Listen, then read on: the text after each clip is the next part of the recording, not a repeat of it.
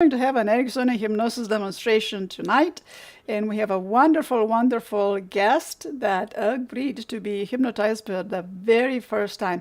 Very courageous individuals to be to be hypnotized on camera and having no clue of what could possibly happen. So, what is hypnosis? What's the definition of hypnosis? Well, hypnosis is a state of awareness characterized by focused attention and a heightened responsiveness to suggestions given by a trained hypnotist or hypnotherapist. You ought to be trained to know how to give proper suggestions. So there are some general steps that that we go through when conducting hypnosis. Pre-talk, induction, deepening, suggestion, post-hypnotic, termination, and debriefing. So just educating my client right now that we're going to go through these several steps because this is very important to my client to go through these several steps. Pre-talk. So what we're going to do in a pre-talk after I present what the definition of hypnosis, what the steps are. In a pre-talk, I'm going to discuss with the client what hypnosis is, what to expect during the session, and what the goals of the client is or the desired outcome. And we pretty much discussed before this live what the goals and desired outcome are. Then we're going to have the induction. In the induction, I'm going to guide the client into a state of relaxation and suggestibility. Relaxation and suggestibility through techniques such as progressive relaxation this time. In a deepening part, when the client is in a relaxed state, I will use additional techniques to deepen the level of trance. Something maybe counting from 10 to 1 or using hypnotic suggestion and specific language. Because it is Ericksonian type of a hypnotic demonstration, my techniques are going to be heavily based on language. And then I will make some very permissive suggestions. Once the client is relaxed, I'm going to make some permissive suggestions and provide positive suggestions and positive affirmation that the client needs to achieve his desired outcome, which is greater degree of comfort. Tonight we're going for comfort and improved focus and attention because he has a lot of work to do once we are done with this. All right? And then after that, we're going to go into the post-hypnotic suggestion, and I'm going to provide post-hypnotic suggestions, which are suggestions that are intended to continue to influence the client behavior after the session has ended. Yeah, and then we're going to have the termination, and we're going to bring the client back out of the hypnotic state in either through a countdown or to different modalities, depending how we're going to go today. And then we're going to have a little bit of debriefing. So I'm going to discuss with the client. We're going to talk about, the client is going to talk a little bit about his experience. And we're also going to have Randy over here supervising the hypnotic session, and he's going to give his input as to how well the session went and what went well, not what didn't go well. Right, because so many things can go unwell with all of this technology. So what's very important to mention is that when it comes to Ericksonian hypnotherapy, Ericksonian hypnotherapy different than the regular and traditional hypnosis. And there are 6 components, and I'm going to be very short because I've talked about Ericksonian hypnotherapy before, but the core competency of Ericksonian therapy entails 6 defining principles that encompassed most of the technique and clinical strategies that are unique to the practice of Ericksonian hypnotherapy, right? So Ericksonian hypnotherapy and Ericksonian approach is pretty much the same thing. Number one, it's tailoring. Tailoring means we are individualizing treatment for the particular client. It's not a one size fits all. We have a script and we just use the script and bada bing, bada boom. No, with Ericksonian, we are tailoring to the individual. Number two, it's utilization. So we are using intrapersonal and interpersonal dynamics as well as situational factors. And this is going to happen through my language, right? Number three is strategic. And strategic means creating a self-organized problem-solving context. So today we're going to be very general because this is going live and we're not going to go into any, and not intimacy. I don't think intimacy is the right word because it can be used in different contexts, but we're not going to go into anything that's very private to the client because we're going live and we also want to enjoy all of this experience. And since this is Ilya's first time, I want him to be relaxed, all right? And then I'm going to do some destabilization, which means disrupting rigid psychological patterns to encourage flexibility and learning.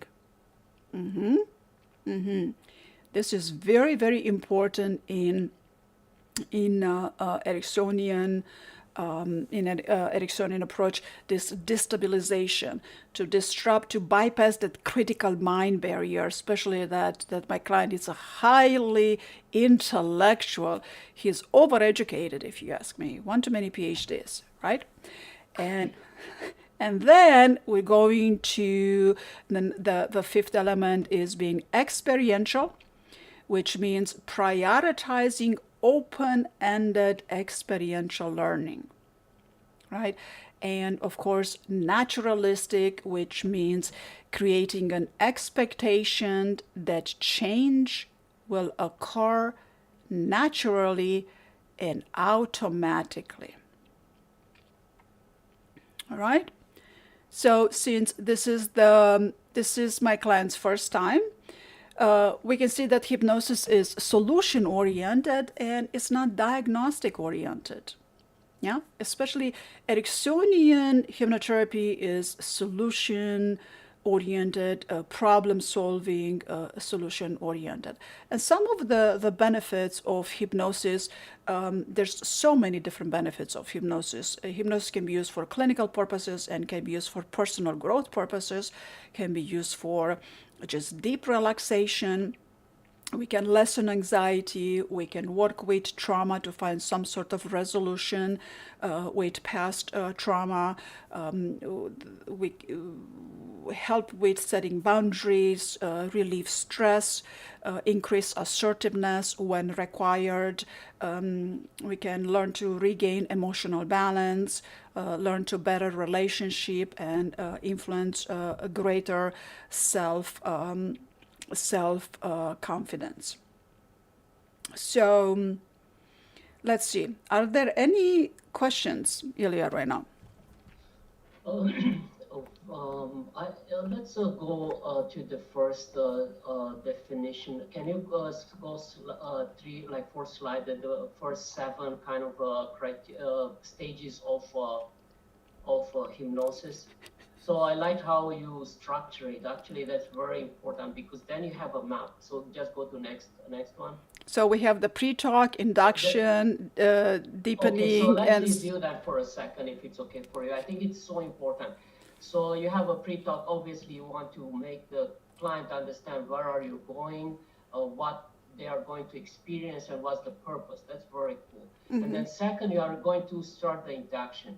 And then in that stage of induction, you are using different methods. You are using a visualization, means that you are actually helping the client visualize something, and that's your gateway to the induction. But can they use touch or smell or some other senses? Yes, I'm going to make use of as many senses as possible, and in this case, we're going to use the sense of hearing, touch, Okay. which is the air, and the sense of smell, yes, we can engage as many. We're going to we're going to reduce the stimuli input through seeing through the eyelids after a while, but not right away. Yeah. I guess I got it. So usually you kind of customize it. You need to assess where is the best propensity, or where are the best kind of like what your client would have best um, as Yes. induction. Like for example, some people have better touch sense, or some people have better imagination, and so you kind of exploit that and you Yes. customize it. Yes, So you definitely. can Yeah. use multiple methods for a single induction. You don't need to use one, or do you use one? No, it's tailored. It's multiple. It's So you can use multiple. yes. Cool. And so very briefly, so then you're kind of like getting into the hypnosis in itself. So once you are in the deepening um, kind of like stage, um, so what's the so you have specific signs which you look for. How do you know that? What do you do to deepen it, and how do you? What are the your readout? How do you know that the client is actually going more deep? Okay, there are what we call idiomotor responses that I'm looking for, and I'm not going to give you the definition of idiomotor responses right now. I think you have enough information because I want you to also Well, be relaxed. But yeah, we are looking for idiomotor responses. Pretty much, I'm gonna watch your breathing pattern as I go through it. okay, so that's one readout, and Uh huh. that will tell you that the client goes more in a deeper stage. Yes. Okay, and then I then you go stage four is suggestion. So then here usually you have that kind of filling. It's filling This the is the objective medicine. that you initially have. This is the Exactly. this is So the you medicine. you so that's a strategic kind of like part of that's the part which you are trying to see if you diffuse anxieties, or Correct. like your so that's the stage where you are kind of like allowing the client to access their subconscious. Since the beginning of time we allowing the client to access the subconscious, but we're going deeper and deeper to the process of relaxation, and the suggestion it's the core of the medicine in hypnosis. Okay. So you kind of need to know a lot about that client. So I'm just kind of like talking loud here, but I guess that part of your assessment is to understand what exactly would work for them, and what are their issues to address during suggestion stage. Uh, Yes, how and this long is are the suggestions? well depends. How long? It depends. As hypnosis, it depends. Okay, so a I mean, suggestion a can happen. ballpark, 20 minutes, Okay, 30 minutes, okay, one. let's give it 20 minutes. Let's give it 20 minutes, but it can happen in 5 minutes, and it can happen in 1 hour depending of the scope. I see. Can you see in the client some self-suggestions mechanism? Can you put the seed, and then client can kind of take it unconsciously later? This is what hypnosis does. That's the suggestion mechanism. Yes, that's why we get you relaxed.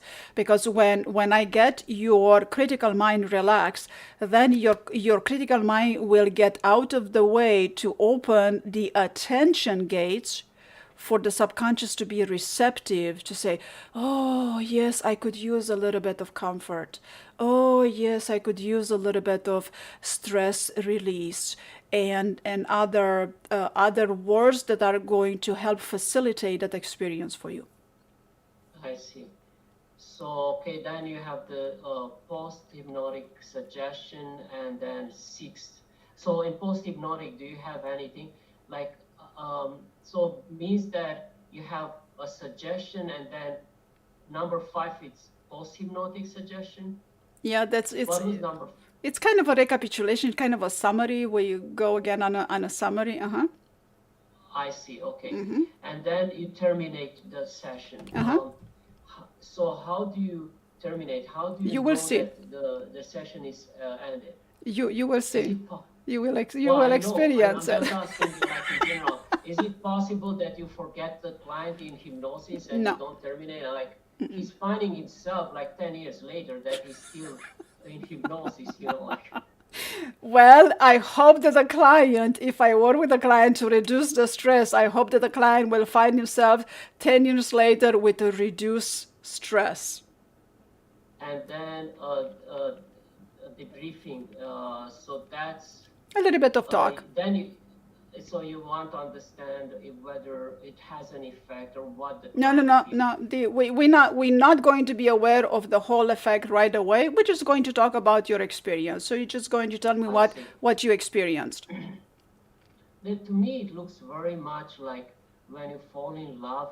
It's actually a hypnosis. You're mesmerized, and sometimes, like I mean, everything what you describe is actually a process when you deeply fall in love with someone. It's only, and now I understand that maybe the techniques of termination when the relationship ends maybe not occurring. That's why people linger years afterwards. There is a term, I think, for that. It's called limerence, when you're kind of like obsessed or focusing on that person, even if he's not in your life. So it's very interesting. I'm just kind of like transferring some of the information which you just could hear in real life, actually.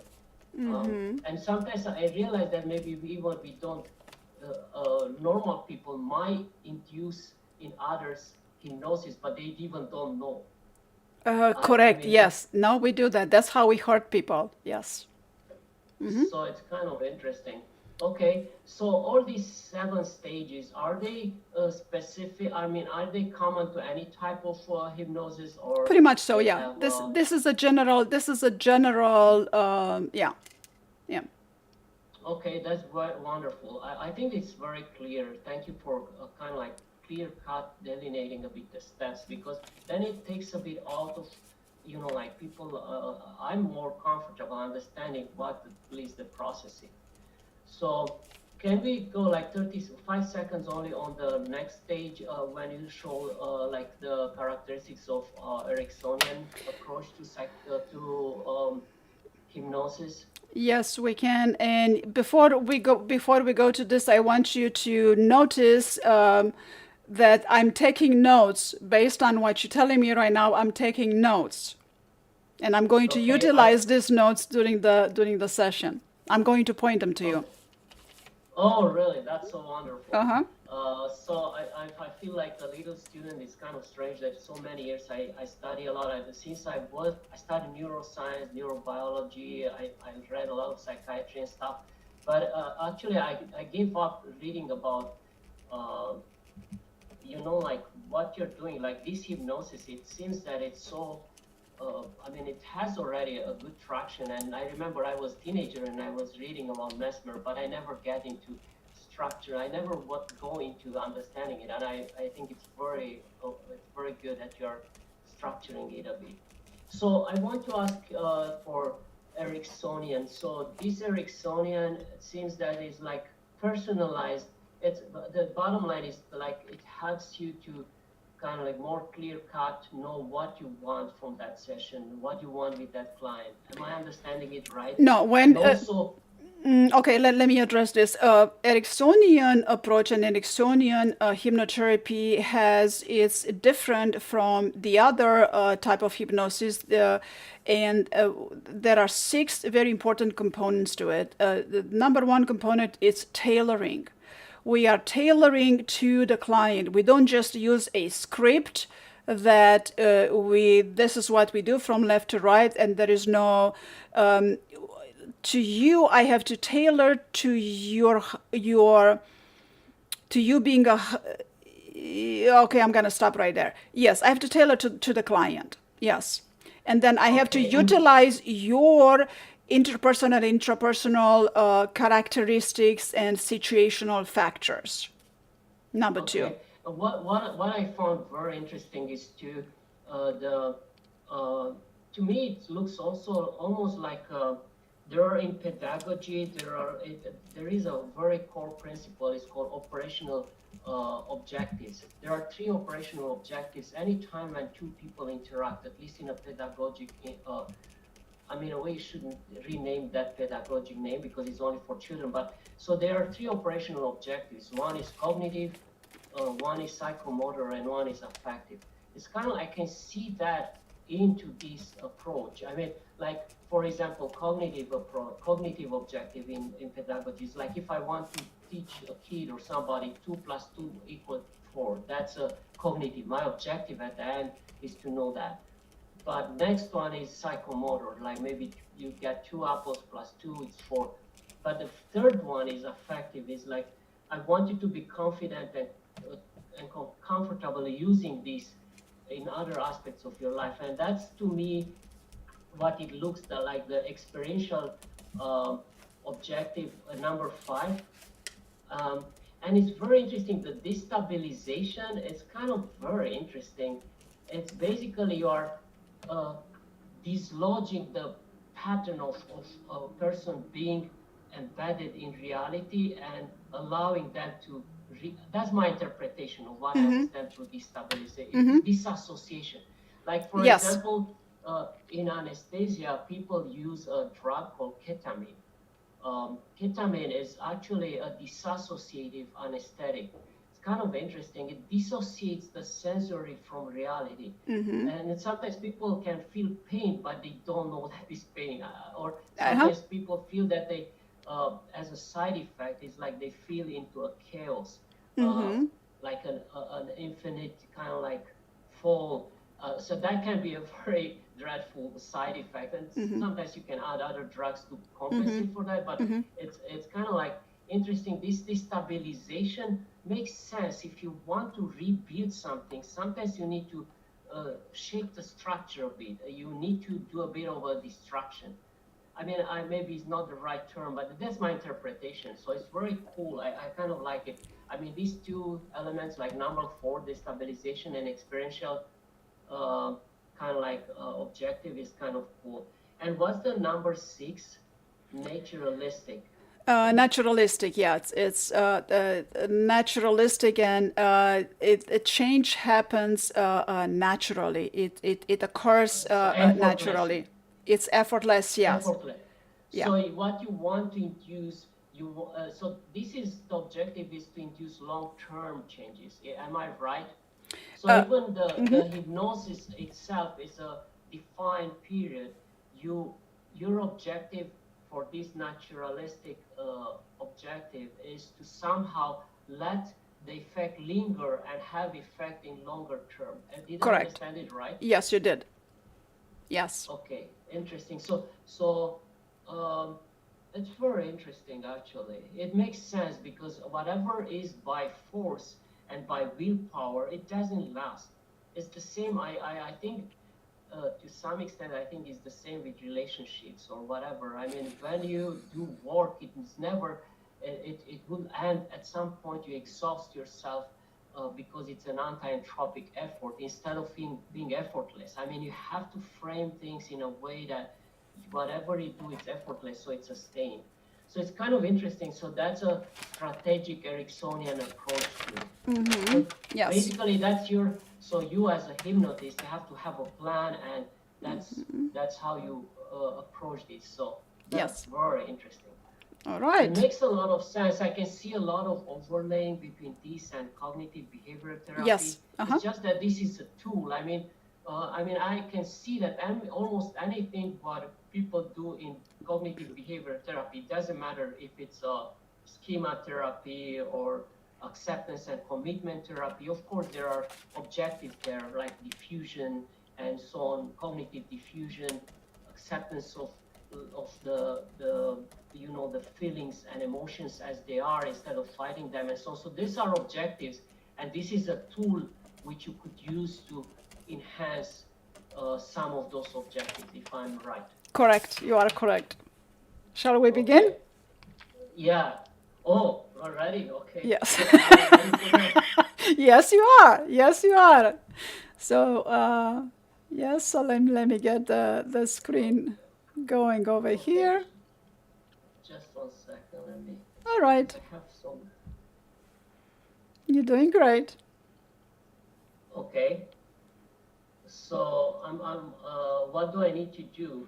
Am Just I relax. going to Now, am I going to wake up and then? yes, you're going to wake up. Of course, you're going to wake up, and we have witnesses here. Randy's here with us, and Oh, you're sitting in your chair. We have your phone number, and if the phone number doesn't answer, we can call the firefighters to come do a well-being check on you. How does it okay. sound? Well, I'm giving my faith is in your hands. It's not as dramatic as you make it be.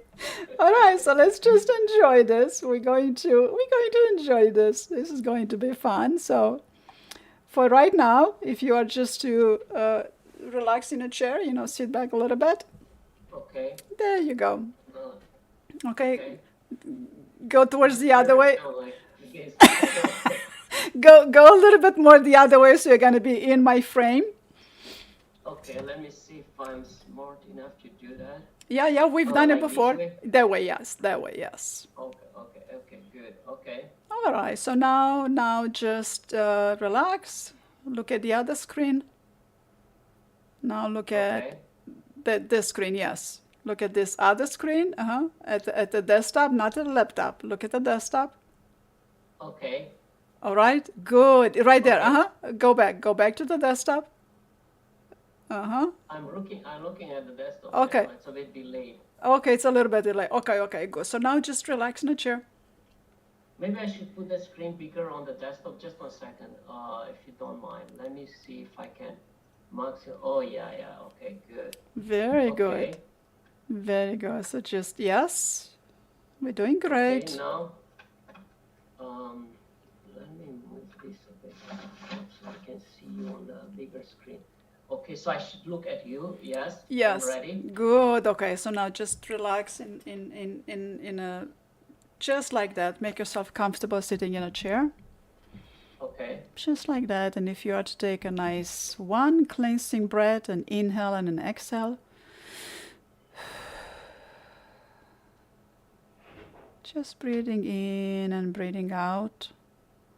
And what's going to happen is I'm going to verbalize a bunch of words, and you're going to listen, and you're going to let these words shower you as if just taking a shower. Instead of water, there's going to be just words that are going to wash over you, and you're not going to talk this time. And then we will have a debriefing at the end. But for right now, if you are to just relax the back in a chair, make yourself more comfortable. That's right. Just take another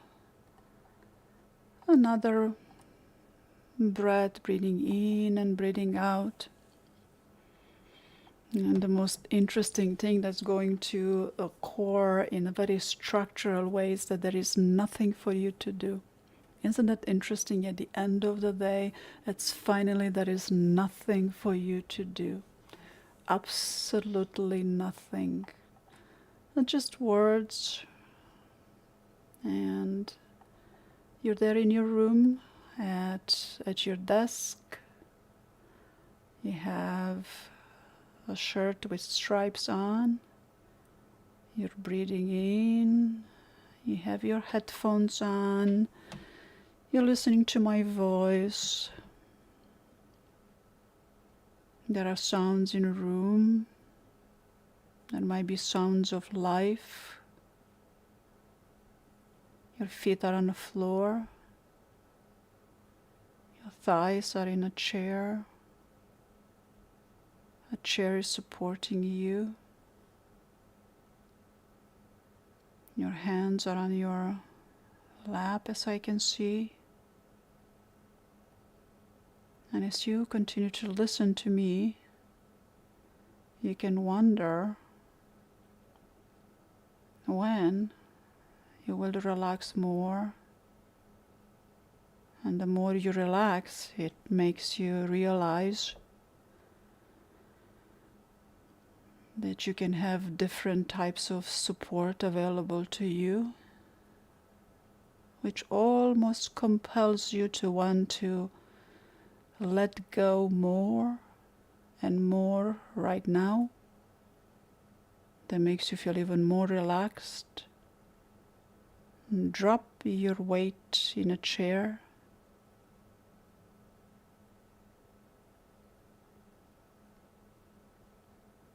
That's right. And as you continue to let go, you can wonder when you can relax even more. It makes you even realize that you have different types of support available to you. So process.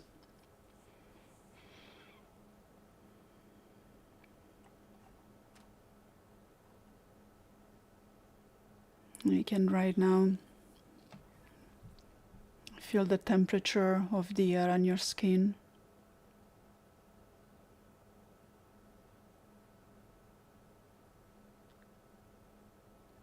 And you can look at the back of your eyelids and you see colors and shapes. And isn't it nice, how wonderful to know that you could maybe break down your defenses right now, like a bodiless mind, as if floating on a cloud or daydreaming, transferring on a cloud as information transfers from process to process, step to step, a step going a deeper step. Because what you do in your imagination, you can do in real life. You can give life or a new vigor, bringing something back to life. And in trance, everything is very easy because it fires more quickly. What fires together wires together. And there have been times when we have been comfortable. Maybe isn't it nice to be able to feel this comfort and allow yourself to deepen this comfort? Because being confident and competent, comfortable and secure, it's a remarkable case of history of people feeling more comfortable. It's mesmerizing, and isn't it nice that being confident and competent, it's so mesmerizing, allowing your eyelids to stay closed and enjoy the experience, being mesmerized by it all. Just curious, like a teenager. Remember the times when you were a teenager and were curious of all of those knowledge and information, transferring all of that information, trying to understand the processes in school. And even at an early age, remembering how to ride a bike, going in a straight line, only the line wouldn't be straight. You learn to ride a bike and you tip a little bit on the left and a little bit on the right. And then you fall a little and then you get back up. And what a joy to ride this bicycle. It's quite fascinating. A remarkable case of history of people feeling more comfortable and secure. And it is so nice to know that anyone with your intelligence can easily learn how to let themselves drift. Drift. Drift. Drift. So you can sit there. You can sit there in the chair and while you try to be aware of the exact meaning of the words you hear and all of the changes that occur there in your thoughts, sensations, your awareness, because you're here and you don't even realize that you can be yourself effortlessly absorbed in the experience, just like floating on a cloud, comfortable, comfortable and secured. Floating on a cloud like a bodiless mind, developing this experience because it's so nice to realize, remembering this effortless, comfortable realization just by being yourself. That's right. And you can delightfully realize an increasing comfort. And you can realize a delightful increase in comfort. That's right. That's right. And you can comfortably realize a delightful increase. You can comfortably increase your delight of realization, delightfully realizing, comfortable increase in delightful realization, increasing your delightful in comfortableness. That's right. And you can increase your realization of comfort, delicious comfort, mesmerizing comfort, transferring all that comfort through the weight, dropping in the chair, more comfortable. Deliciousness, realizing your delight in experiencing increasing comfort, because it's so nice to be comfortable and competent, comfortable and secured.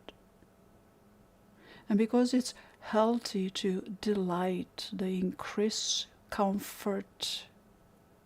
That's right. In a way that's good for you. Just for you. That's right. Your own process in a way that's good for you. A comfortable realization, increasingly delighting yourself in the realization of comfort. In a way that's good for you. Process that transfers the information of comfort to every cell, molecule of your body, enhancing the experience of comfort, comfortable, understanding. There is a fascinating process to becoming more comfortable in all aspects of life. And delightfully right now realizing increasing comfort just for you, because your mind is free to explore ways for you to realize comfort in new ways, memories of increasing your realization of comfort. That's right. Because it's nice to take this time to explore, the time to enjoy the comfort that delights the universe of your comfortable realization. That's right. And as it happens, you can focus inside and allow yourself to enjoy realizing the comfort of trance. Realizing it's time to get busy, to go in a trance even deeper, delightfully increasing your realization of comfort, entering with delight, gaining wisdom.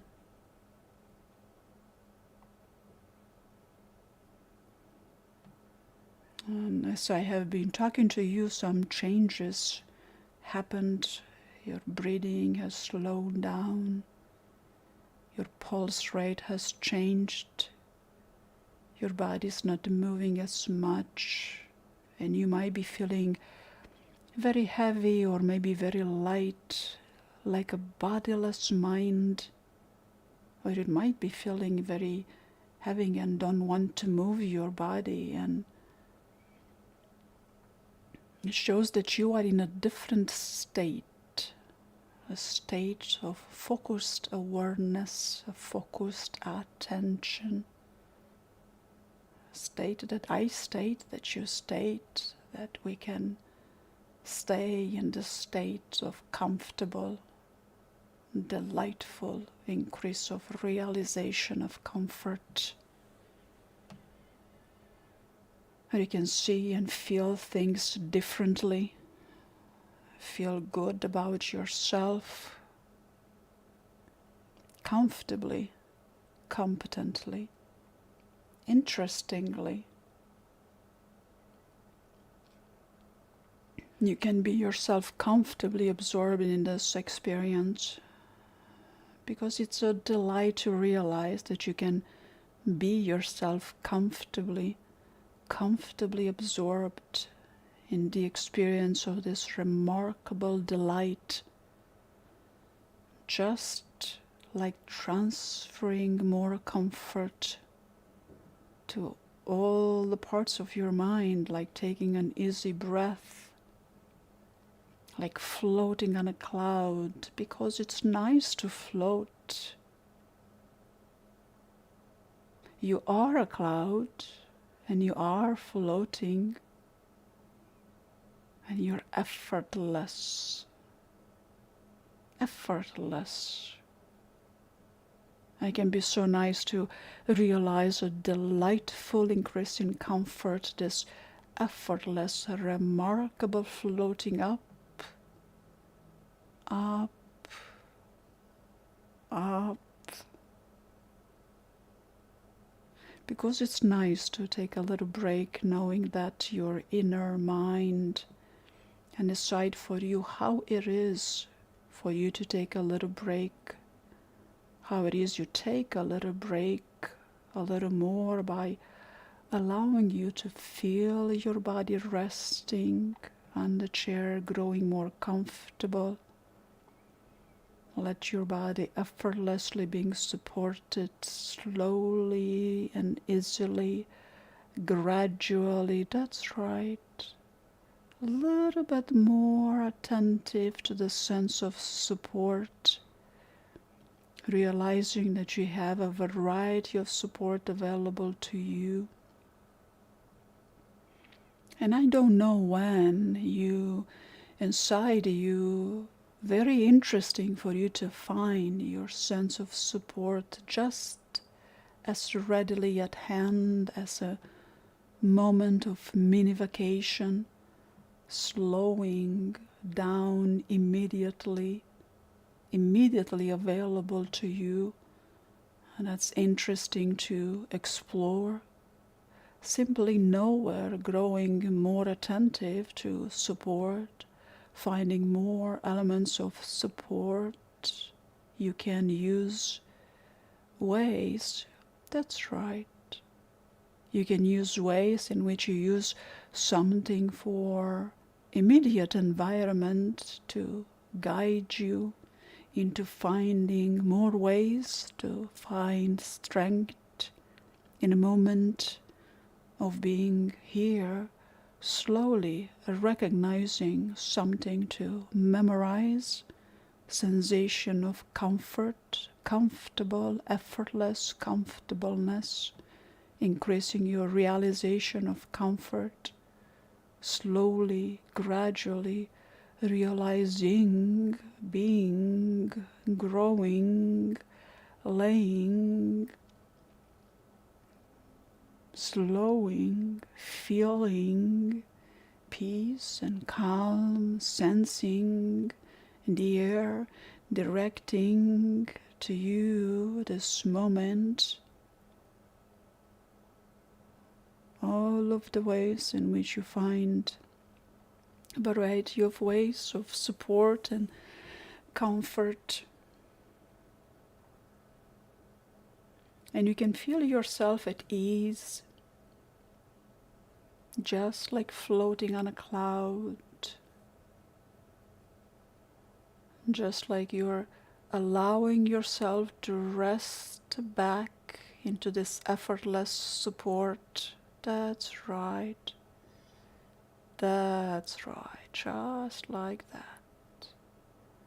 Just like you're letting your body to effortlessly be supported, effortlessly, growing more comfortable with each moment, realizing your capacity to be at ease, creating ease, a process of transferring comfortableness, support.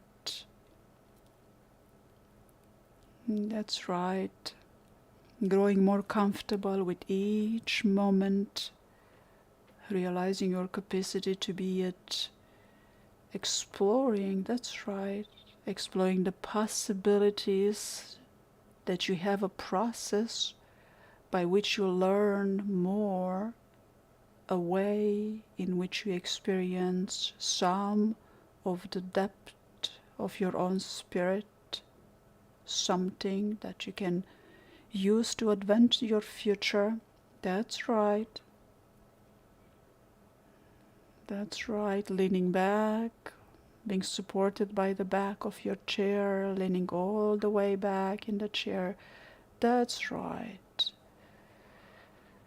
Resting your back on a chair, feeling all the comfort the back of the chair provides to you, feeling supported, make yourself even more comfortable. And then as you lean back, you can notice something about the support of the chair, and to notice even more about the support of the chair. That's right. You can take an easy breath, breathing in and breathing out. That's right. And then you can focus more on the support of the chair provides to you. My voice goes with you as you lean back in a chair.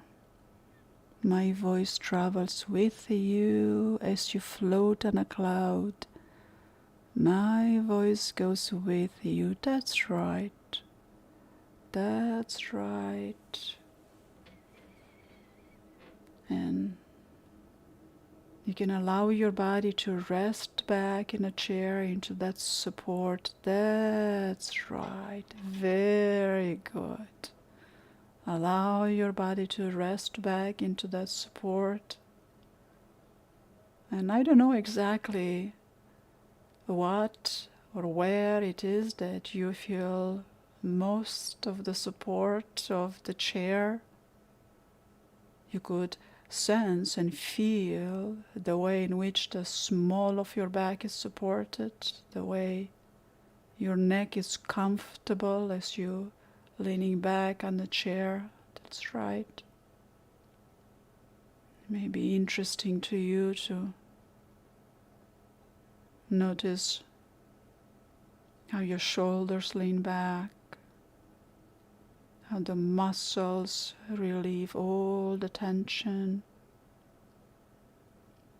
And you could attend to the way in which your head is positioned in a way that's also resting without the necessity of an actual support, but feeling supported. And as you can focus on a support that you feel in a chair, you can rest assured that the support is here and there and always there. And as you can focus on a support that you feel in that chair, you can rest assured that support is there and the support is here, and that by nothing else other than the power of your mind and your imagination, it can feel as if to you as though there is an extensive support. It can feel as if you're resting back into an extensive support behind you, comfortable, competent, attentive. effortless, feeling the ease, the space, floating, feeling, easing, comforting, floating, sensing, imagining, knowing that the extensive support extends way, way back. And as you can feel this extensive support, you don't have to pay attention to the realization that your feet are on the floor. You don't have to pay attention to the fact that your hands rest on your lap. You don't have to notice the changes that start to happen as you accommodate the resting state. Small movements that happen that help you adjust your posture to be even more effortless. And then suddenly, in a very interesting process, a quite mesmerizing process that transfers information like a little student ready for his dissertation, studying for neuroscience and neurobiology and even psychiatry. What are they thinking of? What a great title of a new paper. Psychiatry of a neuroscience and neurobiology of the biology within the science of the psychiatry of the psyche of the comfort and competent that transfers information to accommodate the resting state for you to find ways, useful ways that are good for you in a way that's good for you. To be confident, competent, comfortable, at ease, attentive, at all the various ways that you can access support, a variety of support throughout your days, in a way that's good for you, in a way that advances your future, in a way that... And I don't know what kinds of memories of support can be most intriguing to you, but you can discover and find in the archive of your mind memories of support. And isn't that fascinating that you can access the archive of your mind to find memories of support? Memories of perhaps being a boy and walking, someone holding your hand and supporting you as you could have balance yourself as you walk, and maybe someone holding the bike as you try to balance yourself, learning how to ride the bike.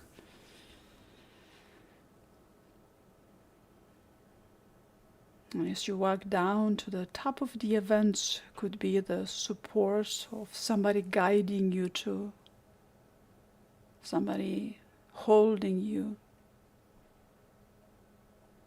And then this balance becomes effortless as you access more and more these memories of support in the memory banks of the archives of your mind. Cognitive, psychomotor, and affective. It's fascinating being a teenager and a student, being so comfortable and so structured and so disciplined in the structure, discipline, studying all of the ways to become more comfortable in acquiring all the knowledge, to write his dissertation, becoming more comfortable, advancing your future.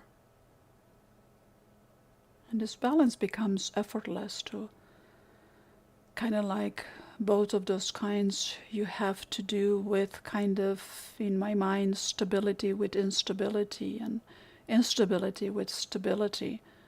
And there's another interesting little title of a novel that would be, or an article, or maybe a podcast. We will do a podcast on the instability of stability and the stability within the instability of the comfort and effortless.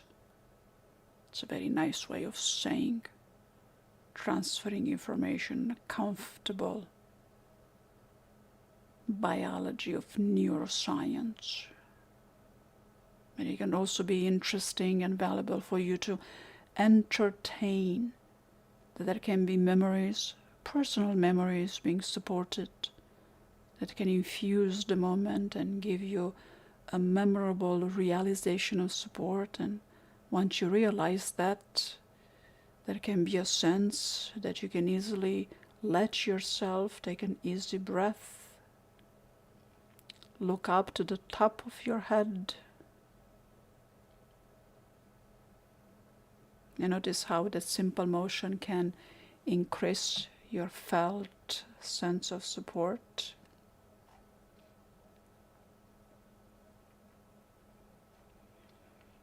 But for our purposes here, I like to begin to bring yourself back. Is that all right?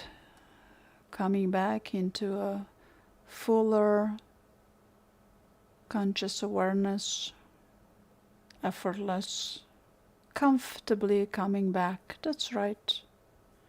Slowly, slowly, that's right. Gradually, bringing yourself back where you can bring yourself fully and easily, and bring back any and all those good feelings of comfort and support, attentive, transferring the information, accessing the ease or finding comfort in various multiple, a variety of ways in which you can access comfort throughout the days. And you can take 1, 2, or 3 easy breaths and then bring yourself back fully and open your eyes and come back fully rested, refreshed, energetic, right here, right now. Wiggle your toes, stretch your hands,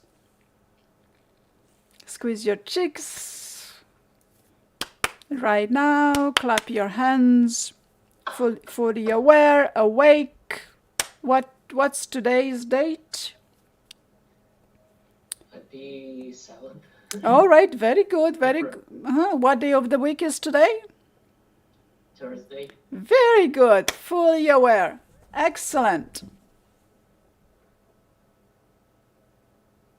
That was amazing.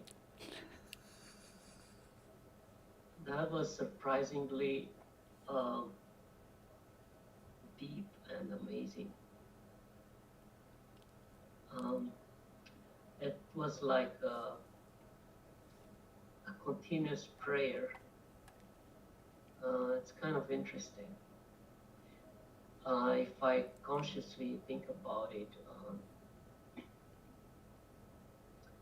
I would say parts of it. I mean, I like how just through words and cadence, you kind of like induce me to imagine and to detach. That was absolutely amazing. To some extent, I remember like Buddhists have a prayer. There are many prayers. In one of them, they start like this, saying that breathe in through your nose without judgment, without evaluating, without assessing anything. And then slowly, almost, I could see that pattern. And I'm amazed how actually I think I went pretty deep. I feel very well.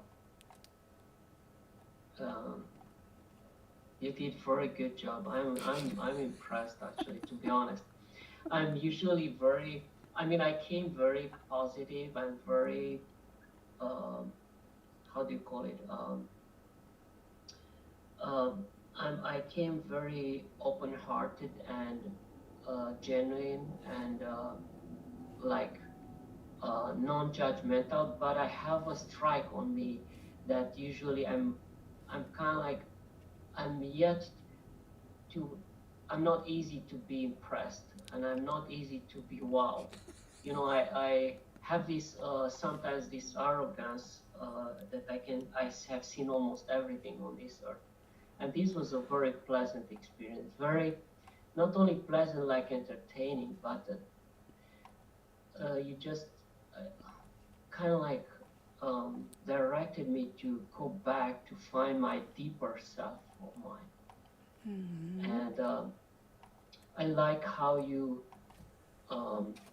brought back memories of support, and um, somehow you actually this like one of the now I realize that one of the Ericksonian number 5 or 6 was disassociation. Um, it's actually I felt that like all the trembling of this world and things I need to deal with, somehow they were disassociated from my present, at least temporarily, which is beneficial at times because that allows that allows uh, reframing. It allows to zoom out a bit more easy, and in this way, you so it allows easy zoom out and reframing of everything and reassessing the values of little things which somehow gain too much importance. So this association worked for me. I'm pretty sure that it's like it's kind of strange. I gave a lot of ketamine to people. Like I had different my life. I have like 4 different like uh, professions or to. I mean, I went in pretty deep um, knowledge into each of them, but I gave a lot of ketamine to hundreds of people, and but I never took ketamine. It's kind of interesting. I could see, I asked them what they experienced, but anyhow, to come back, I like this association concept. It really worked, and um, I can see that even I see that you actually wrote some notes and came back to few of things which I said, and you built on that, which is wonderful because and what I think it's wonderful is because it came um, everything you see is a non-threatening, non like ultimative. You see them as a you you see them from a resourceful vantage. You know, I mean that's I'm telling you what I experienced. Like so. I think um, that's kind of like overall what I can say. I'm surprised. I went deep and disconnected a bit through this world. Um, it's very interesting. I have to admit, you did pretty good job, and I'm impressed actually, to be honest. You're impressed. I am actually. Um, Uh-huh. Uh-huh. so um, I think that was like a masterpiece. Thank you. And I know that it takes a lot of experience to navigate and to get into. I could see, like for example, how you went from a somatic awareness, like you started getting me into the present, being aware about few things, directing my attention to where my feet are, my hands, and so on, to my breath. And I could see even when you were saying that my breath changed, and I realized that that was it. But like it's kind of strange. I didn't wake up to like be careful about it. I just acknowledged that occurred, and I think that was very powerful how you navigate, and I can see that it took me from like somatic kind of like it's almost the same what I told you about cognitive like operational objectives. Basically, you are a teacher in some way because then you went through my mind. You took me to clouds, to non-judgments, to of course, you use some generic ideas that we all need support in our approach in life, and um, at times we feel that we need that. And I like how you kind of like built on that. So basically, it took me from physical realm to the um, imaginary realm, um, and you build this disassociation in a way that like somehow the even not a single bad thought perturbed me during this. I mean, I'm usually very scientific, and I mean, I'm not looking at the negative aspect of things, but like as we try to go through life, there are two approaches. One, to change the world, to change the real life. And that's usually through business, to science, to technology, means that we are against nature. In some way, that's an anti-anthropic endeavor, which puts at put us at odds with reality and life. And to some extent, that pursuit have to be carefully crafted, because it can be very traumatic. We are fighting against nature. And here it's another aspect, which is somehow surrendering and going to the depth of our being, which um, it's kind of like very interesting. And what is interesting, that my thoughts and my judgment and my assessment and evaluation was not there. Of course, I didn't want to be there.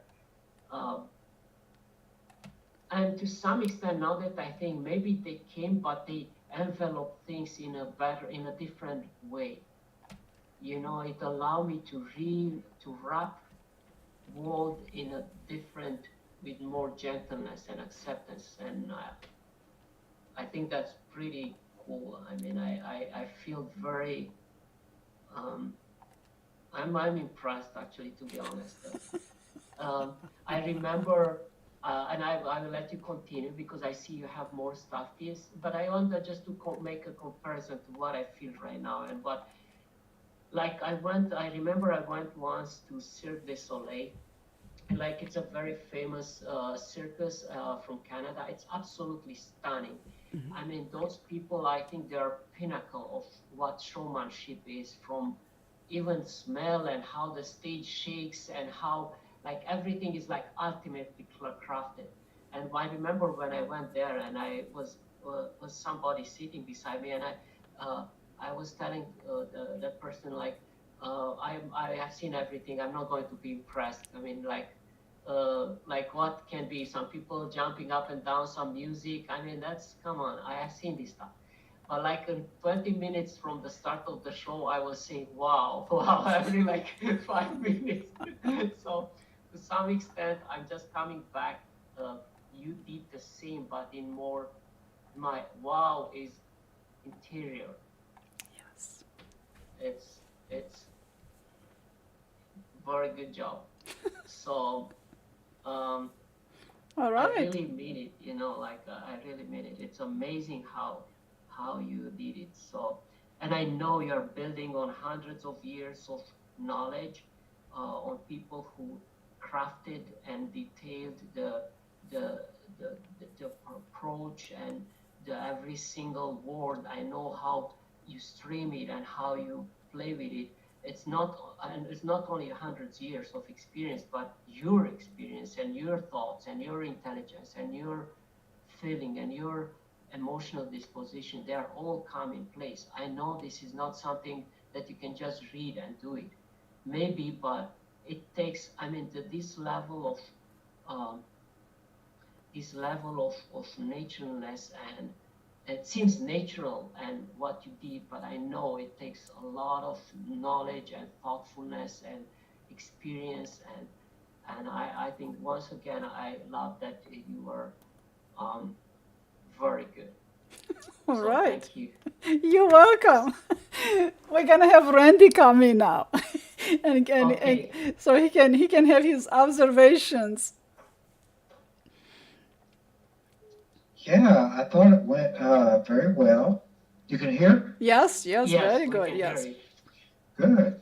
I thought it went very, very well. It's just that's a very specific style of hypnosis, and there are a bunch of other different styles too, but that's the very Ericksonian style, where there's a lot of talk and a lot of seemingly drifting, but it's not really, but it is, but it's not. A lot of wordplay, uh, carefully, what were the words you were using, Carmen? carefully. How are you not hypnotized, Randy? How are you not hypnotized this intimacy? Orchestrating maybe. No, comfortable, uh, comfortable. comfortable, calm, and creating a calm and comfortable that creates. And it would be interesting to do a paper on creating calm and how you can be calm when you're creating, et cetera, et cetera. All that's very Ericksonian kind of stuff. It's designed for a certain reason to be like that. And yeah, Karma does that very, very, very well, as good as I've ever heard it. And once a person accepts it and goes with it, then it becomes a very relaxing trance. Mm. So yeah, I thought it was done real well. How long did you think the trance lasted? I was wondering. Me? That's interesting. I even don't know. Take a guess. Time disappeared. 20 minutes. Mm-hmm. Yeah, about 20, 30 minutes, yeah. It's actually felt timeless, like that was the beauty of it. I didn't even care about the time. And I like how you say that she was saying, you create a calmness. So you use the term there. So it's kind of interesting. She seeded a subconscious intention, but not with a mind, not with like the scientific, like again in a natural way. Like Yes. there are things to tackle things in life, which is like uh, through brute force, and there are ways to tackle them by somehow accepting how they are, and that's what I think. Like that calm, um, whatever that the paper she suggested, it was very interesting. Actually, I like it. So, Randy, what other approaches are there? So, I see this Ericksonian style fits me very well. I can tell you that I'm really impressed. How many other No, types of we're gonna stay at Ericksonian. To this podcast is about Ericksonian. We're gonna do the other style. We're gonna do a different podcast. But what I want to point out to Randy is that as he was in a trance, he he was still conscious of the steps of the hypnosis, and he was able to assess whether it was the deepening, whether it was the disassociation. He was conscious of him being disassociated. It's like, holy moly, most people are not. it was a bit more even a post fact, but yeah, I realized that, like because that it is. I mean, the fact that you are detaching somehow from the world and from the world, like actually it's very it's not from the world, it's from your mind because your mind sees the world. I mean, we see detail. It's a filter. It was a gentle filter. Again, it's really I feel that this is similar to when you're deeply in love with someone. Yeah, You don't have to I was fall. just gonna say that, yes. Because it's effortless, it's smooth, it's comfortable, there is no worry in the world. And you were talking about the you were talking about the feeling of being in love with someone at the beginning of the session. Yeah, uh-huh. So I think this is so interesting if you really think of um, can somebody live all their life in this kind of trance? I Yeah, think people can. yes, you can reprogram. You can reprogram. You can develop new habits by the power of neuroplasticity to retrain your amygdala to be less reactive and more responsive. And it takes time and it takes repetition, but is doable to, and you can learn to um, allocate attention resources to which matter in a moment right now, and ignore stimuli input that are not relevant to your experience right now. Very interesting. I think that that's one of the that's one of the um, characteristics of the saints and people who have achieved extraordinary things without self-destroying themselves. So there are different type of achievements. Some people achieve great things, but at their cost of their health, about their relationships. I mean, everything else burns around that. And there are some people who achieve things by empowering um, and so to some extent, what you are saying is what saints I think do. They are not perturbed by trivialities and like petty things which are actually have no significance in the long term.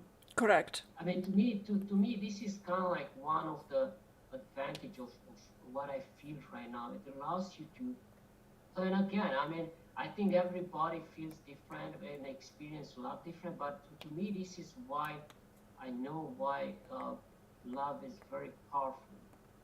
I mean, beyond the side effect, which is reproduction, which is very important, but in long term, I think it can be a sustainable way of hypnosis. So it may be Ericksonian. Like, you actually love help you disassociate. To some extent, you're not bothered too much by other things. You know, when you know you're loved and you really love somebody, and actually, I would extend that even to closer family or people who you love, not beyond the how do you call it, romantic love, but I think it's in some way we almost need to disassociate at some point, especially these days when we are overwhelmed with a lot of things Correct. which bombard us like with a rate which is unparalleled in our Yes. human history. Yes, To the relent we are overwhelmed. Yeah. So allocating attentional resources to that which matter in a moment, and sometimes you need to tell your thoughts, I'll be with you in a second. All of this petty thoughts. It's like you're important as a thought, I'll be with you in a second. And then the thought is not going to be upset. Yes, yeah, that's very interesting. I think that one of uh, the natural challenge we having is that we are built to deal with these things in a very short term and not on a permanent, like this avalanche of information and interactions and hierarchies are so relentless and day in, day out, which are unprecedented. Like we are built evolutionary to deal with 20 to 100 to 200 people groups. I mean, we lived anthropologically in a very small group, 50 to 200 people like tribes. We never went more than 17 kilometers from our homestead. And that's how we are built. And if you are challenged by different, like circumstances and hierarchies, are temporary. They were temporary. Right now, it's 365 days we are bombarded, and how we have no mechanism to defend, no mechanism, no nature of the mechanism. Because you can take drugs, but as non-natural, it perturbs deeply your physiology and is not sustainable. There is a way which make the life will and physiology would balance it, and the results are not pretty. And so I'm just thinking that this is a very natural way of a possible mechanism of resetting it and allowing you to see what's important. Very interesting. Okay, maybe I shouldn't talk that much, but I felt that it's a very it's very strange that this is neglected a bit. I think it's to some extent is also uh, neglected by scientific community. I think this should be more carefully validated. There is, um, I mean, with real, I think you can have readouts. Even myself, I feel I'm not joking. I'm very objective. I mean, I like to think that I'm very objective, and I'm not like wowed by nothingness. So, and I'm not saying it because you invited me to your podcast, and I really appreciate. But I'm saying because I feel that there is intrinsic value, which somehow, if we understand, and um, Yes. it's kind of interesting. A lot of research is spend on things which maybe they're not as impactful as what you're doing now, right now. You are correct, and you hit the nail in the head, because lately we are just so overwhelmed and we bombarded with information and all of this technological advancement. There are so many things that are available for us to do, but we don't have time and we want to do, and time has sped up. And a lot of people are afraid of hypnosis, and they shouldn't be. And I hope this can ease people, have provide an example to people, as an experience to what a hypnosis can sound like. Of course, there's all kinds of different types of hypnosis, but for us being live, podcasting live right now, I have to be careful of what we're doing. And when there is private, we can go in a lot of more depth, of course, and we can go into resolving some traumas in several sessions, yes. But hypnosis, it doesn't mean brainwashing, and being hypnotized, it doesn't mean being under anesthesia on an operating table. Hypnosis doesn't mean being unconscious. Sometimes people may fall asleep during some session, but I make sure to not let them stay asleep.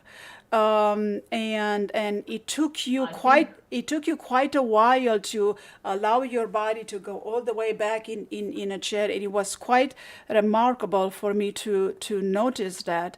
And I wasn't gonna, Well, I was, let me say this because it's interesting. And I wasn't gonna tell you lean back.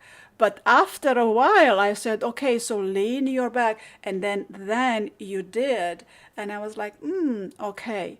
Because, and I'm going to tell you why. Because in a direct style of hypnosis, I would have told you lean back. As because your body started to move, more towards the front. And in a direct style of hypnosis, I wouldn't have had that. I would tell you lean back, uncross your arms, da da da da da. There would be a lot of commands, direct uh-huh, commands. So, that's interesting. but a lot of There's a people, style. yes, but a lot of people are afraid of that, and that doesn't work very well with high anxiety, and I doesn't work. kind of agree. That it It, we're so it, it over risks, we're yeah, it overwhelmed with risks. there's so many things to do, and then somebody else tells you what to do. It's like I had enough. I want to I relax. got it. To So avoid that. Actually, the challenge for me is that this chair flips back a lot, and I have a lot of chairs. yeah, yeah, So, so anyhow, that was interesting. Yeah, yeah.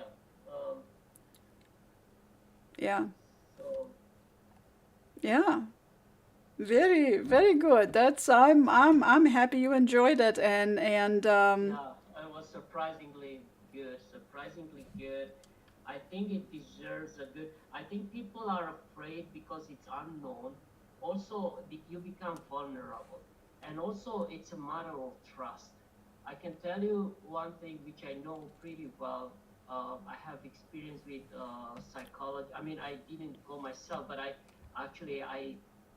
have computer solutions, and I read a lot of and I kind of work with different psychologists, and I realized that actually trust matters big time. To some extent, people think that if they go in hypnosis, they are completely vulnerable, that you are going to see something, that you're going to, people somehow, though they want to be changed, they resist to be changed. And so, so there is a yes. first of all, ignorance and arrogance is there, and fear. So because you need to experience it, like what we did now, I was just thinking, why did I wait so many years for this? Well, I can tell you, You uh, haven't met you me don't wait. yet. Well, I know, but it shouldn't be. What I'm trying to say is like at a bigger societal level. Uh, um, and again, I'm just kind of like coming back. I think it doesn't. It might enhance actually if you do cognitive behavior therapy. I will give you an example. One of the biggest challenge in psychology. I will not challenge you right now. I usually ask people, what do you think their biggest challenges? But I will say it. So one of the biggest challenge is not like, especially in cognitive behavior therapy, you can teach people how to respond emotionally. You can teach them how to diffuse, how to come in the present. But and they can become masters. You can do life matrix if you do ACT and some other things. So you can structure, and people can become very good. A client can be very good. They're intelligent people who want to make a change. However, the biggest challenge is that in the most critical moments when they need those skills, they cannot be brought to usefulness. Correct. So I can be very knowledgeable, but at the critical time when I really need and for which I'm training, it does not work. And I'm going to tell you why. Yes, I'm going to tell you why, because because teaching having a cognitive experience, it doesn't register, it doesn't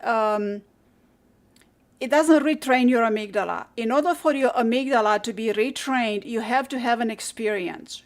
So if you've had 2,200 experiences of increased tension and fear, your amygdala has registered that.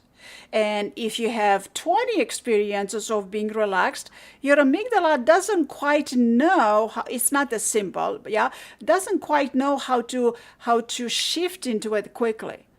So you need to have a lot of this experience, depending on the rate of excitability and quick arousal. Then you need to have a lot of this slow experiences which are registered. Your subconscious registers it. When this happened, right now you've cleared so much stress out of you, and it's going to be clear for a while. Your amygdala receives it too because it is an experience. You cannot retrain your neuroscience molecules within you cognitively. No way. It just doesn't happen. Randy. I'm sorry to interrupt this very intelligent discussion, but I am going to head out. Thank y'all for the demonstration, and it went very well. So thank you for your volunteering, and I will talk to you later. Thank you, Randy. Thank you. Okay, bye. All right, bye-bye. So we can, if you want, we can discuss maybe other time, but I got just like 5 seconds. I want to say that actually you're right. One of the challenge is actually the solution in 30 seconds is exactly pointed right. The cognitive, so there are pathways of change. If you try to modify something which is emotional to cognitive pathway, like if you look at our triune brain, like reptilian brain, limbic system, and the cortex, executive. So if you try to feed through cortex to executive pathway and modify the amygdala, that's not possible. That because so people found a mechanism, like for example, dancing and doing something like this will engage more primitive part of like your cerebellum yes. and other pathways of your brain, which allows an emotional modification through a lower brain. So the part is not the cognitive part. And so people kind of like, and this is using PTSD as well. But anyhow, I know that we spent so long, and but I think it's very interesting perspective. Yes. Very good. I like that you structure it. I really appreciate that you put at the beginning the stages of hypnosis, and I love that you kind of like describe a bit the Ericksonian approach to it, and maybe other time we can maybe contrast it with some other methods, and maybe we can look at some scientific literature if there is some. If no, we can do some research. I have different tools which we can monitor brain, and that's one thing which I want to say. Like I have technology, I'm preparing now some things which monitors almost everything about yourself, your emotional status through a different mechanism. Even when do you brush your teeth or you shave, and how do you shave, that can be a good information about your emotional status. But all these are still not enough. These are it's just a bit of an extension of our physiological warning systems. But when you're messed up, these are not followed. You know, like, so there is another dimension which we need to bring always. Instinct. Really instinct, experiences, cognitive and knowledge it's not enough. But yes, I have structured it well, and I presented it because tailoring is very important. So I tailored this experience to you.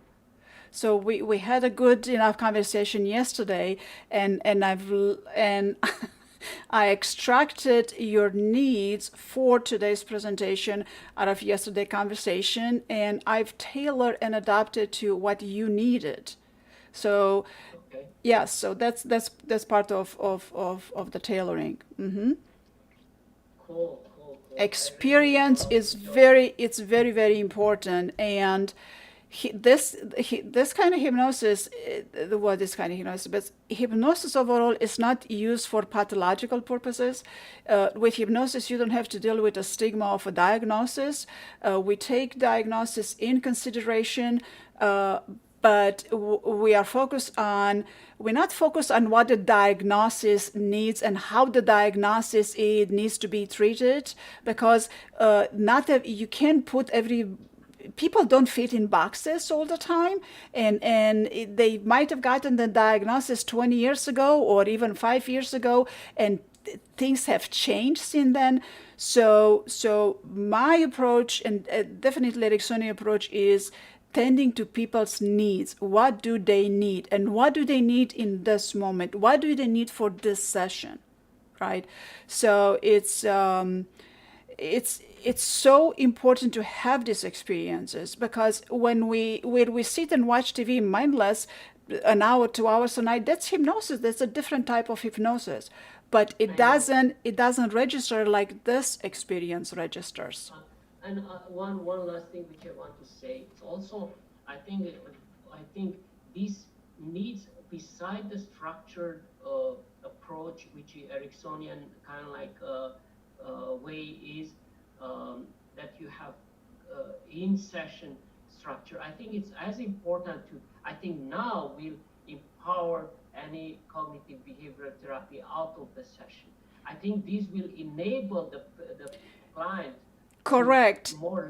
to leverage those structured approach, because, and I like that you are saying, actually, to be honest, I think in order to benefit fully out of COVID, you need to be sane, you need to be able to have imagination, not, I think you need to be able to go along. I mean, you need certain sanity. You can't be totally, I think that you need to be somehow emotionally, intellectually coherent to really benefit.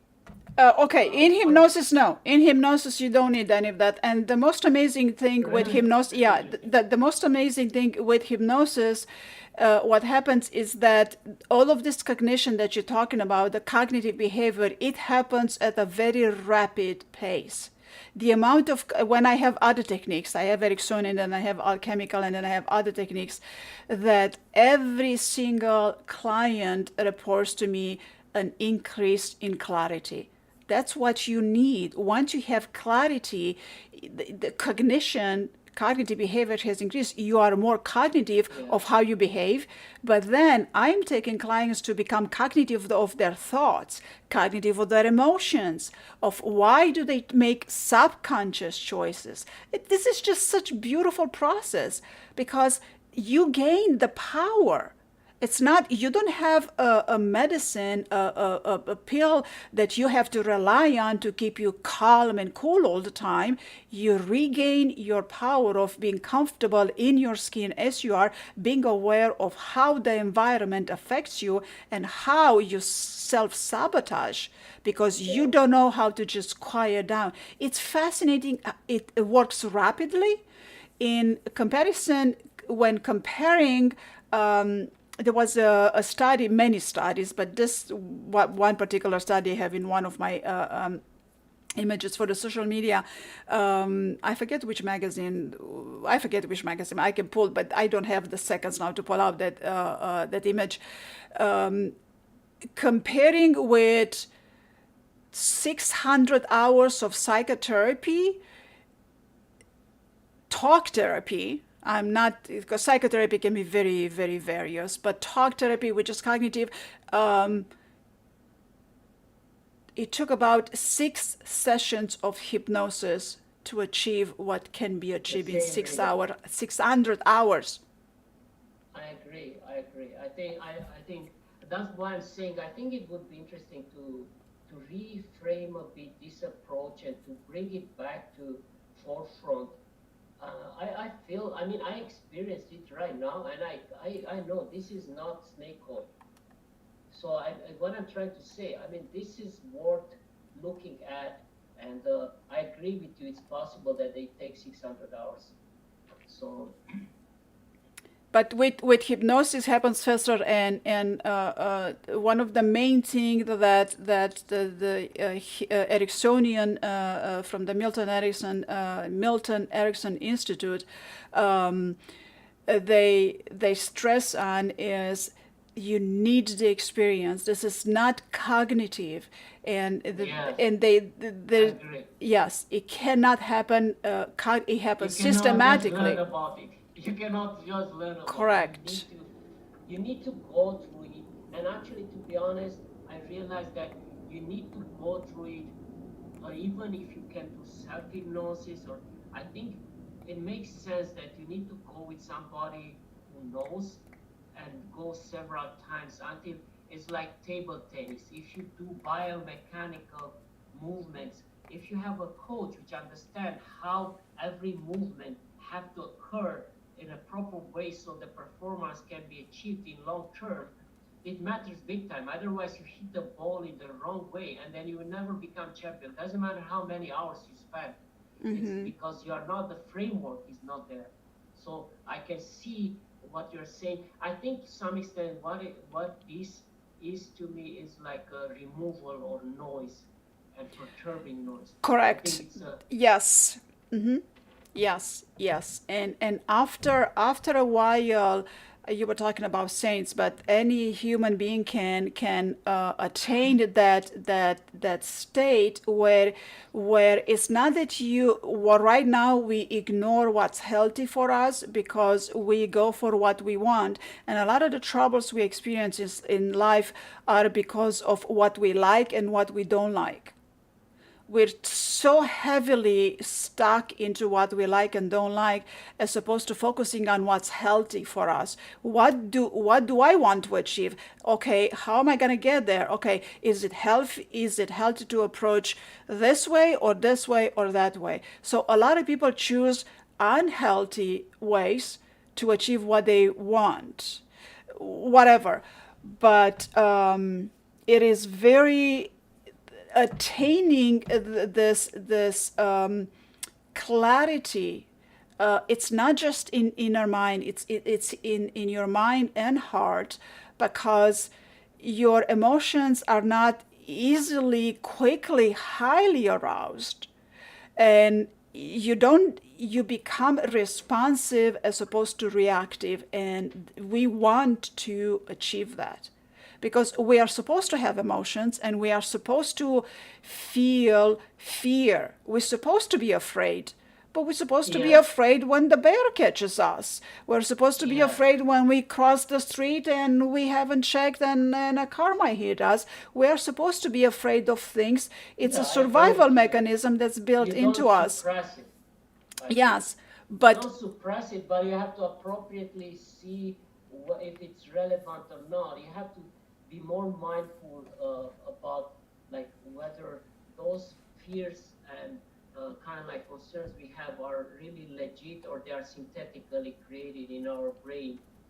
by us being overwhelmed. And actually, I think it's also because we are overpopulated. It's the we encounter too many people every day in a natural, in current situation, and the chances to be overwhelmed are very high. Like like. So I agree with you. What's kind of interesting that this approach, it's almost like what kind I kind of like it. I even didn't evaluate things to some extent. What in this session is not. I even didn't feel the need to evaluate things. I don't know oh, why. you It's like see, now this is a big achievement because, see, yeah, you're highly intelligent and you are so conditioned to constantly evaluate, choice, evaluate, read, evaluate, make a choice, read, evaluate, make a choice, well, decide, build here, build there, build there. So you are so conditioned into doing this. So, and but for that's the also the death net of anybody because we don't control the world. I'm not God. There, whatever I think that I do by choice and by design is like so minuscule, so insignificant in the economy of the universe, and that can damage me. This Yes. why even biggest corporations don't leave more like top 500 is called like Fortune 500 companies. Lifespan of a Fortune 500 today is 20 years, like the most mighty of the corporations. So what I'm trying to say, we have this delusion that our decisions and design is working as supposed to. And I want just to say one thing, like maybe we have a bit more leverage in technology and business, but it's very random. But actually, even more dangerous is that we are messed up in our emotional and romantic expectations. I think what we Yes. want, I think Attachment to outcome. Yes. the biggest damage comes from a distortive way of expecting and then like everlasting relationships, and with that comes a terrible damage because people anyhow are noised way beyond their capacity. So that's why the interactions and relationships are very shallow and very hurting. Um, and Eh, very few people can really deeply engage in a meaningful relationship. But We a good can't keep. relationship takes work, and people are not willing to do the work. They're attached to the outcome, and they want the other person to do the work. So we're going to have a podcast on healthy relationships too, because a good relationship takes work. It doesn't fall from the sky. People have Okay, emotions. stop a People have second. needs.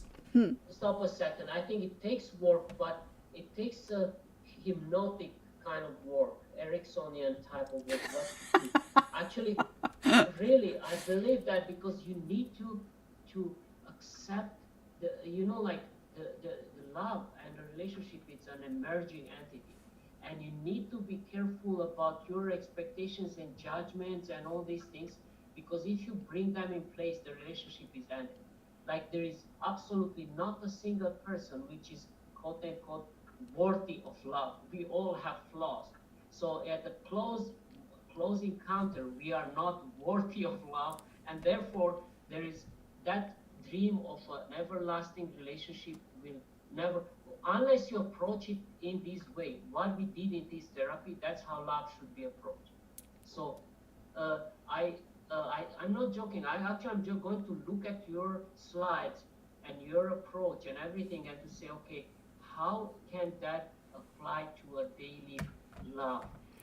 Uh, How can I build an everlasting love? Oh, we can do podcast on that relationship. Everybody just so into because everybody that has difficulties and comes to therapy or hypnotherapy or coaching, they have difficulties with some sort of relationship. Everybody wants to improve a relationship, and there are clear steps to improve relationships without going into relationship therapy. There are positive psychology exercises, and this positive psychology, they focus on your strengths and they encourage you Mm-hmm. to look at what's good in it and how you can build on the positive, on the good aspect, because we're so conditioned to look at the negative.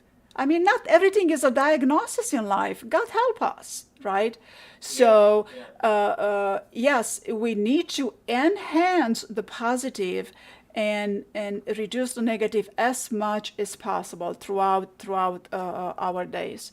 And yeah. relationships Okay, are work, and people have to be willing to do the work.